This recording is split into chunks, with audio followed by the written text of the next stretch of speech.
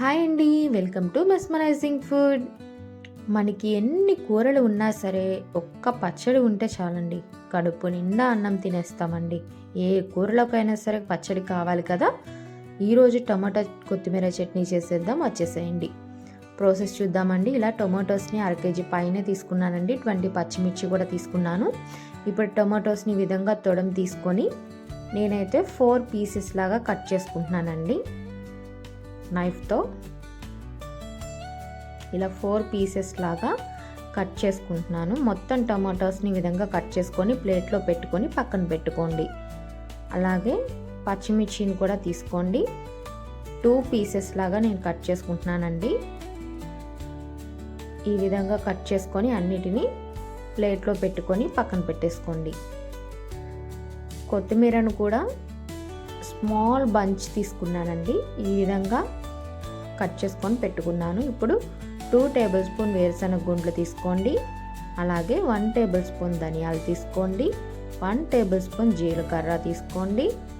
10 వెల్లుల్లి రెబ్బలను తీసుకోండి. కొద్దిగా చింతపండుని మీరు టమాటోస్ని తీసుకున్న దాన్ని బట్టి యాడ్ చేసుకోవాలండి. ప్యాన్ పెట్టుకోండి, ఆయిల్ వేసుకోండి. అలాగే వేరుశనగ గుండ్లని రోస్ట్ చేసుకోండి. మీడియం టు లో ఫ్లేమ్లో పెట్టుకోండి, లేదు అంటే మాడిపోతాయండి, టేస్ట్ చేదొచ్చేస్తుంది పచ్చడి అనేది. ఈ విధంగా అన్నిటిని వేసుకొని ఫ్రై చేసుకోవాలి. ఇవి కొద్దిగా ఫ్రై అయ్యాక పచ్చిమిర్చి యాడ్ చేసుకొని లో ఫ్లేమ్లో పెట్టుకోండి, లేదు అంటే ధనియాలు జీలకర్ర మాడిపోతాయండి. మీరు ఈ విధంగా లో ఫ్లేమ్లో పెట్టుకొని పచ్చిమిర్చీలు అనేవి కొద్దిగా కలర్ చేంజ్ అయ్యే వరకు ఈ విధంగా గరిటతో కలుపుకుంటూ ఫ్రై చేసుకోవాలి. చూడండి, ఈ కలర్ వస్తే చాలు, మనం తీసేసుకొని పక్కన పెట్టేసుకోవచ్చండి. వీటిని కొంచెం కూల్ అవ్వనివ్వండి. ఒక ప్లేట్లో పెట్టుకోండి.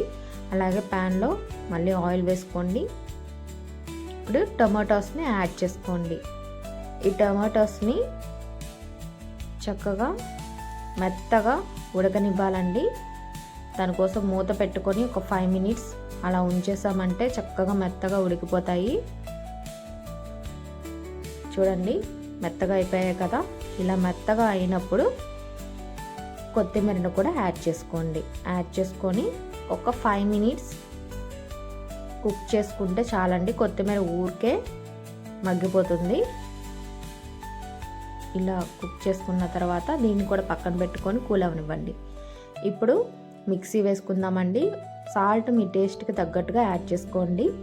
దీన్ని మీకు కొంచెం వాటర్ తీసుకొని యాడ్ చేసుకుంటూ పేస్ట్ లాగా ఈ విధంగా గ్రైండ్ చేసుకోవాలండి. వీడియోలో చూపిస్తున్నట్టు చూస్తున్నారు కదా, ఈ విధంగా గ్రైండ్ చేసుకుంటే సరిపోతుంది.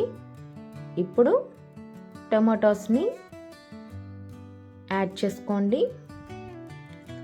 మరీ స్మూత్ పేస్ట్ లాగా చేయొద్దండి. జస్ట్ ఒక్కసారి మిక్సీ పెట్టి తిప్పేసి వదిలేసేయండి. అప్పుడు మనకి అక్కడక్కడ టమాటోస్ ఈ విధంగా తగులుతూ ఉంటాయండి. చట్నీ అనేది బాగుంటుంది, రోడ్డు పచ్చడిలాగా అనిపిస్తుంది. స్లైట్లీగా మీరు గ్రైండ్ చేసుకోండి. అలాగే తాలింపు గింజలు తీసుకోండి. ఆవాలు 1/2 టేబుల్ స్పూన్ తీసుకోండి. 1/2 టేబుల్ స్పూన్ వరకు జీలకర్ర తీసుకోండి. 3 ఎండుమిర్చిని తీసుకోండి. 2 రెమ్మల కరివేపాకును కూడా తీసుకోండి. అలాగే 4 to 5 వెల్లుల్లి రెబ్బలను కచ్చపచ్చగా దంచుకొని తీసుకోండి. కొద్దిగా ఒక పించ్ మెంతులను కూడా తీసుకుంటే టేస్ట్ బాగుంటుందండి. ఆయిల్ ఒక 5 టేబుల్ స్పూన్ వరకు యాడ్ చేసుకోండి. ఆయిల్ కొంచెం హీట్ అయిన తర్వాత తాలింపు గింజలను వేసుకోండి. ఇవి కొద్దిగా చిటపట అన్నప్పుడు వెల్లుల్లి రెబ్బలను ఎండుమిరపకాయలను కూడా వేసుకొని ఫ్రై చేసుకోండి. ఇవి కొద్దిగా వేగాక కరివేపాకు కూడా యాడ్ చేసుకోండి. ఈ తాలింపు అనేది చక్కగా ఈ విధంగా ఫ్రై అయినప్పుడు, తాలింపు అనేది చక్కగా ఫ్రై అయితేనే చట్నీ చాలా టేస్టీగా ఉంటుందండి. మీడియం ఫ్లేమ్లో పెట్టుకొని ఈ విధంగా ఫ్రై చేసుకోండి.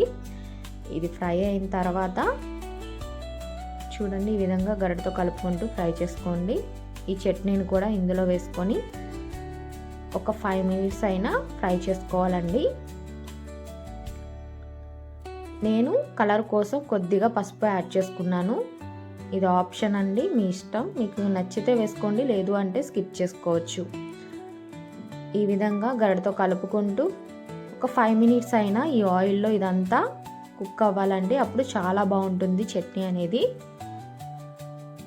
అంతే, చాలా ఈజీగా టమాటో కొత్తిమీర చట్నీ చేసేసుకోవచ్చు అండి. ఏ కూరలోకైనా సైడ్ డిష్గా బాగుంటుంది. ఉట్టిగా అయినా సరే మెతుకు కూడా మిగల్చకుండా అన్నం తినేస్తారండి.